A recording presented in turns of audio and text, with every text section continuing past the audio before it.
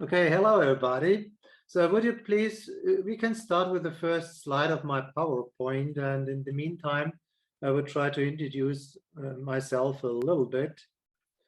So in the invitation, I was introduced as a polymer scientist. This is true. I have a PhD in this field, but that happened a long time ago.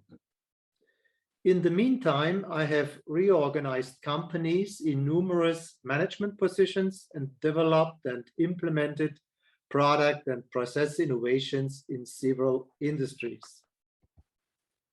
Please stay at the first chart. Not this one. Please go. Yes, I will tell you when you can start. Huh? In the meantime, when the first report to the Club of Rome appeared, I was a teenager. Since then, I've been trying to understand the complexity of the issues health, environment, and sustainability, and to make sensible contributions to this day. After all, I have 4 grandkids.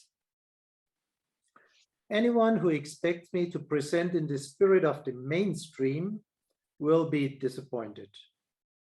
I am neither an industry lobbyist nor a politician who wants to be re-elected. I'm a fan of Sir Karl Popper and love to think critically myself. I hate greenwashing and challenge ideas by comparing them to physics and chemistry. But above all, I want to make practical contributions. That said, I would like to start my presentation on the sustainability aspects of adult incontinence products now. If you have any questions or comments, please feel free to interrupt me at any time. If you don't mind, I hope you don't mind if I start with my personal relationship to synthetic materials, often referred to as plastics. You may be wondering what is the difference between the two words. The first one describes the challenge. Nature has created plastics via the human brain in an extremely short time. Unfortunately, the integration problem was overlooked. And now we have the choice to solve this problem ourselves or leave it to the evolution. So from 1981 to 1985, I did my diploma and PhD thesis at the Institute of Polymer Testing and Polymer Science with Professor Eyrer at the University in Stuttgart. I would call this time the early days of plastic math and high-tech applications. We thought this was a great material, lightweight, low energy consumption, easy to form, no corrosion, cheap. But hardly anyone knew how to construct with it. So our mission was making a contribution to creating awareness, understanding, and commitment among engineers that plastics are treated properly so that their beneficial properties can be used for the benefit of all. I've shown here one example, which was a personal project of Professor Eyrer. So he worked hardly on improving this hip stuff. So the pan and the moving part, this is must be a very good plastics, and I think many people are glad that we have made this developments more than 30 years ago and it's continuously improved. So the innovative key areas at that time were polymer engineering and starting life cycle assessment. Looking back in retrospect, one could say with a global annual production of 400 million tons of plastics produced every year, mission accomplished, we are done. Of course, this was not very serious for me. you and I both know this is only one side of the topic. So let's have a look on the other side. Next slide. Sorry.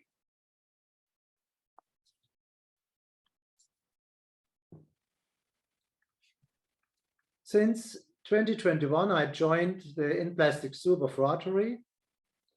I'm a member of the member of the Club Böblingen-Schönbuch in Germany, which belongs to the district 1830. And now I see the mission very similar in starting contribution to creating awareness, understanding and commitment, but this time in all people, that plastics after final use are treated properly so that their disadvantages, properties do not end in a disaster for men and nature. And of course, you know the main topics: prevent land and sea pollution and microplastics in the food chain, and make a proper integration with the carbon cycle.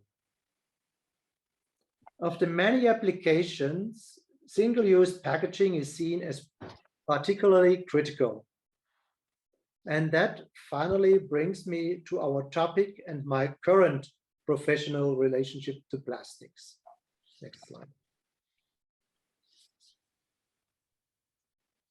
In 2009, I co-founded Bocotech AG in Germany, which wanted to market patented and patent pending developments from a small company called C4S for improved baby diapers and incontinence products.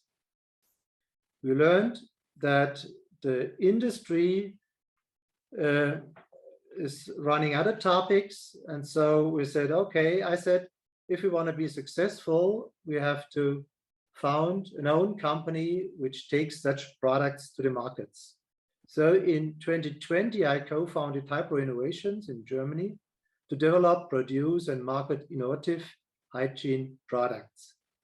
Today, I present latest developments in helping with medium and severe incontinence based on licenses from the C4S patent portfolio. And pictures of two of these products you see here. I can show you examples which I have in my office, but this is where we are. And I would like now to go with you through the life cycle of such products and try to explain what can be done to make such products more sustainable.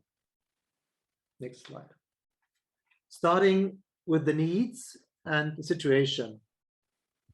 So the global demand for adult incontinence products is in the billions and will continue to grow in the coming decades due to demographic trends. Next. Disposable diapers are single-use products with a high proportion of plastics.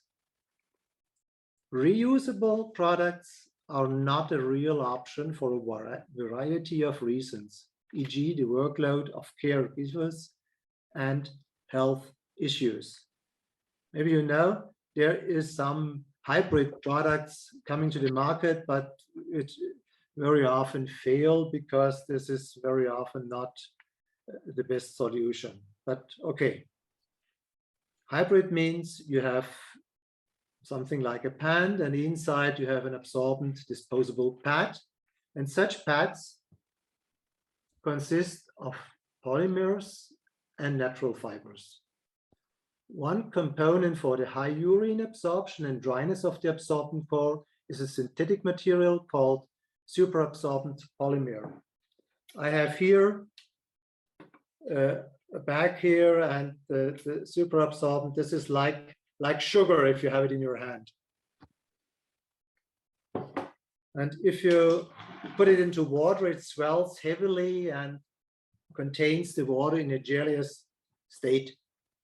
Next slide. Next one. The other component is fluff, which is a special cellulose. This also, most of this look like this when it's processed. Yeah. With a significantly lower absorption capacity, but the advantage of this material, it is renewable and biodegradable. But please let me make a note on that. Renewable and biodegradable, in the minds of many people, think this is something perfect. This is very good for everybody. This is not always true. These two words have not much to do with the sustainability if you look on a complete life cycle assessment. We can discuss it later if you want. This was the core, and the chassis of such a diaper is just to fix the absorbent core to the body of the wearer. This consists mainly of polyolefins like polypropylene, polyethylene, and adhesives. In contrast to adult diapers, the sustainability of baby diapers has improved significantly over the last decades by increasing the SAP content and reducing fluff, as you will see on the next slides.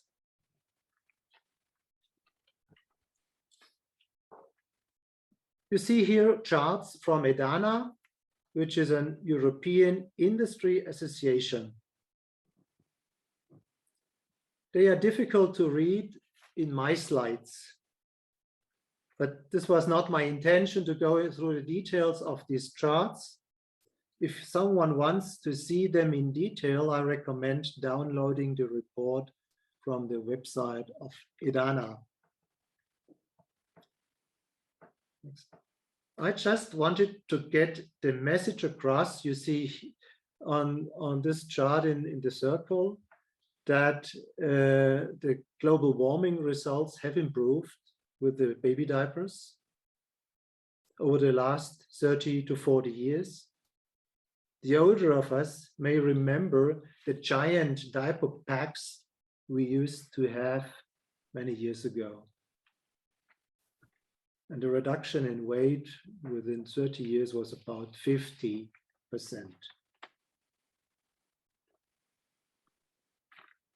Now coming to the adult diapers.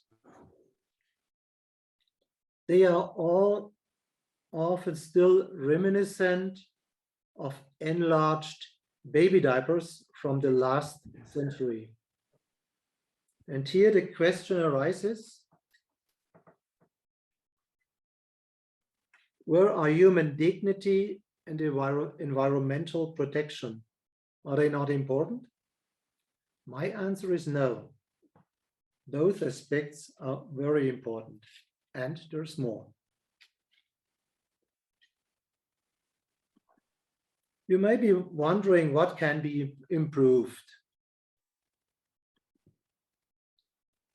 You can do a similar thing like with the baby diapers, reduce product weight and volume and save energy in production by replacing conventional fluff-based absorbent cores with a new technology that only uses superabsorbent and nonwovens.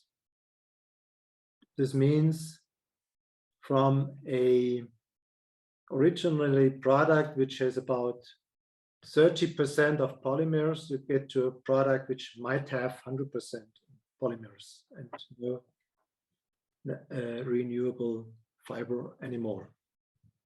What can you do in addition? Use less chassis material through a better design. I call it the Boco-Fit design and go into details on that later on. With a saving potential of up to 50% less material for the chassis. In summary, the total saving potential is up to 50% less weight and up to 60% less volume if you do the combination of both.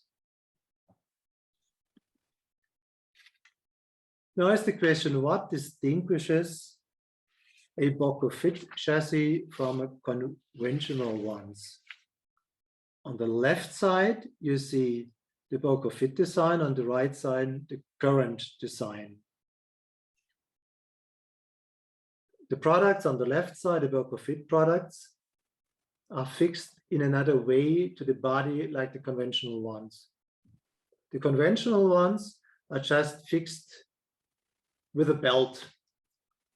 So around the waistline, and the important parts of the product are in this crotch area, and they're just hanging there. And in order to avoid leakage, you have to use a lot of elastics in this area so that the product doesn't leak.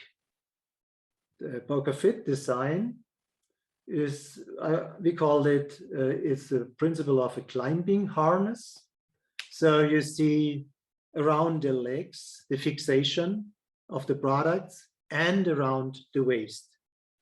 And in addition, you can use, you may ask, how does a trouser or something or other clothing fit to the body without elastics?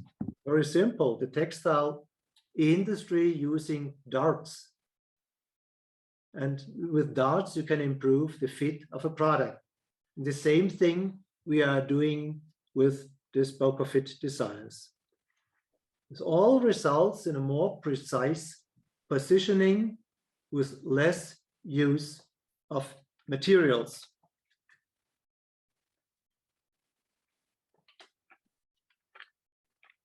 And the precise positioning allows even more. It allows to separate pieces in the product, like you can see on this picture. This is an elder picture. In the meantime, there is further development, and we can have improved this even more. We call it a clean skin feature, and you see it after service. This means less work and better working conditions for the nursing staff, and greater health protection for the wearer. Next slide, please. Now comes a big question. We're discussing all in this group what to do with post-consumer waste of current disposable diapers. And first, I want to make a note. The urine content of such products can be several times the dry product weight. For example, a baby diaper, which weighs about 33 grams, could weigh after use more than 300. Now the methods you can have. Yeah? Throw away in nature. Please never do it. We had your presentation, what will happen with this. Landfill is the second worst option. Low emission incineration is currently the best option. But is this also for the future? What are the alternatives? Look at them. One, I would point out separate collection and drying with excess heat to dry before incineration. So like burning of the cow feces in Africa and use them for making heat. You dry them in the sun. You need no additional energy, and afterward you have a very good burning material. Similar idea behind this one. And the chance for realization, just do it, I would say. It's very easy to do. Next one, please.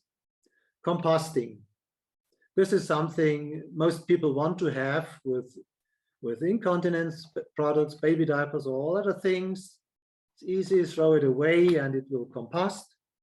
But probably you know that most composting works in an industrial environment very often, but not with the most plastics. And there is needs for a lot of R&D in order to develop suitable materials. The chance for realization short term, I would say no. Long term, maybe. And the favorite subject in a circular economy is, of course, recycling of single materials. The chance for realization, I would say, is not very high, but there is a pilot plant for downcycling in planning. Now coming to some of the first conclusions.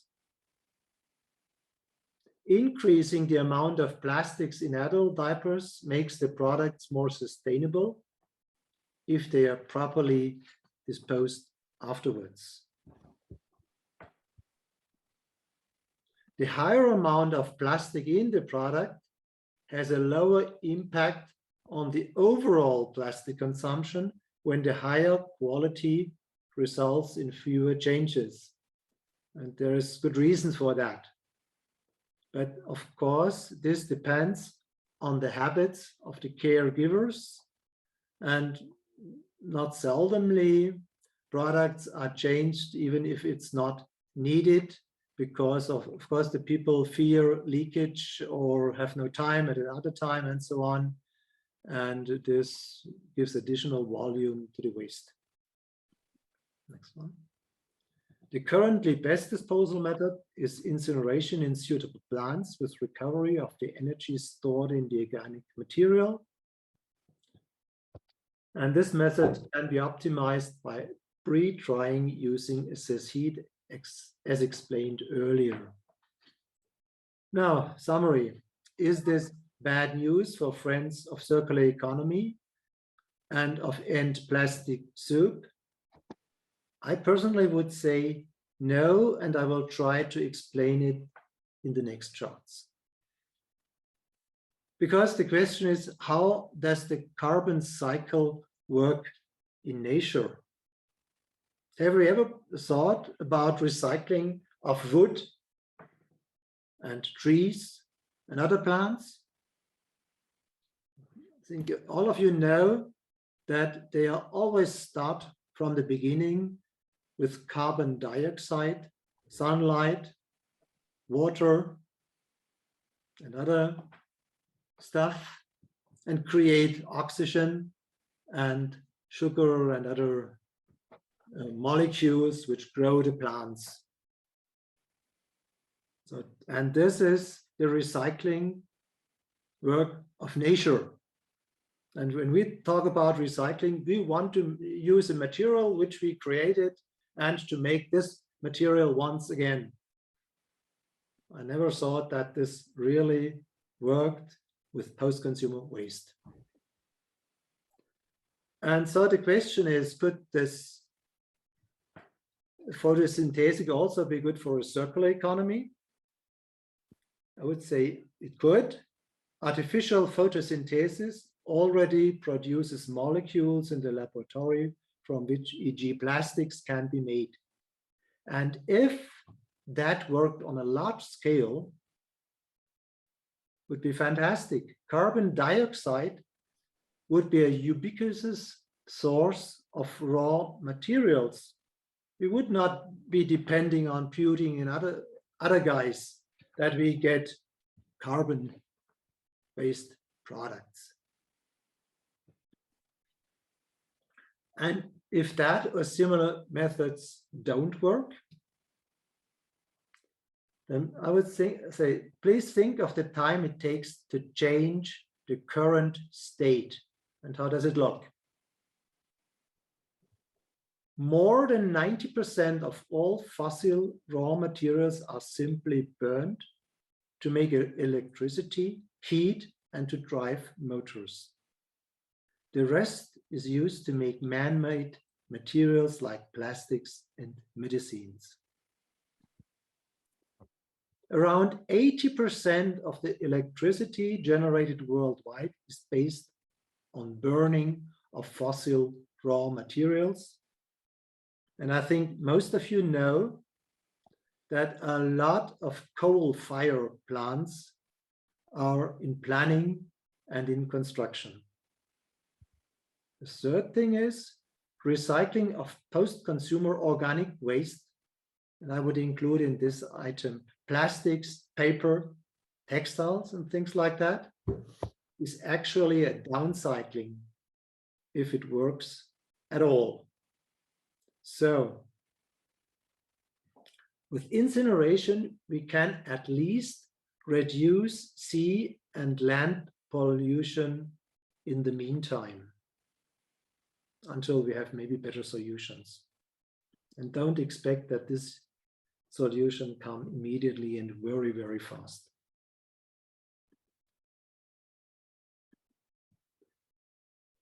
So now the question comes, what are the most effective methods for EndPlasticSoup's goals? Create a worldwide awareness of the problem and support solutions. This is what we heard in the first presentation today. Another very important thing is stop labeling waste as recyclable and exporting it to underdeveloped countries. In the Western world, we often point to Asia, where all this plastic goes into the oceans. In the end, many tons of this plastic come from the Western industrial states. And it's very important to create a functioning waste management systems worldwide. And of course, reduce single-use packaging in general. And that means all and not just plastics.